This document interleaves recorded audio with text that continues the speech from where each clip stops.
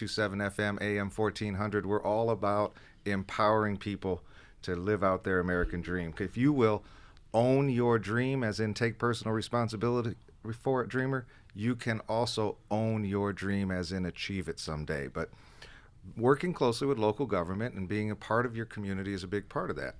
And so we talked about Class A office space. We mentioned the idea of a hotel development might be real nice.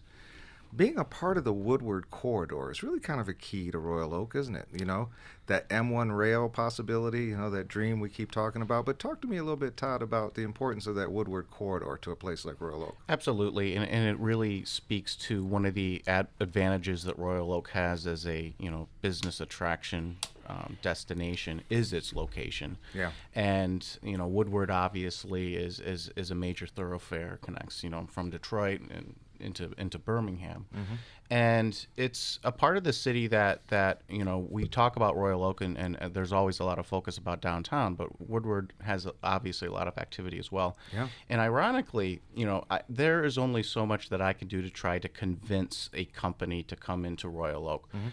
Generally, it's a dollars and cents analysis. If it makes dollars, it makes sense. And I'll tell you, there is a lot of interest from a lot of very different large retailers Mm-hmm. looking at that corridor. And Sure. and there are some issues in terms of finding the appropriate footprint because, it is landlocked in some sense. What's available. But in terms of the market, what that tells me is nationally, people are really, really looking at Royal Oak and willing to probably invest more to be a part in that corridor Yeah. than they generally would where in an environment that, let's say, is known for sprawl, where Yeah. you can just buy a flat piece of property and put something up. They will go the extra mile because the market and the area are dictating that this is going to be lucrative for quite a while.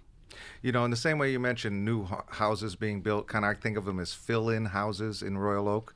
One of the reasons that happens is because people love the idea of that developed community, but they just want a little bigger house. So maybe that little two-bedroom house in that neighborhood would be a good place to replace it with a bigger house. And in the same way you just mentioned, a community that's got sprawl, say, isn't nearly as attractive to businesses as that sort of almost urban environment feel that Royal Oak is able to deliver. It was, and like many trends, they're cyclical, and the trend is just starting to reverse and is looking. I was just at an economic forecast last night, sponsored by Oakland County, and they were sending that message to their cities that, what Royal Oak is where it's going. Yeah. And that's why you do see efforts in a lot of different cities in Oakland County and in parts of Wayne County that are trying to make themselves more of an integrated urban walkable environment.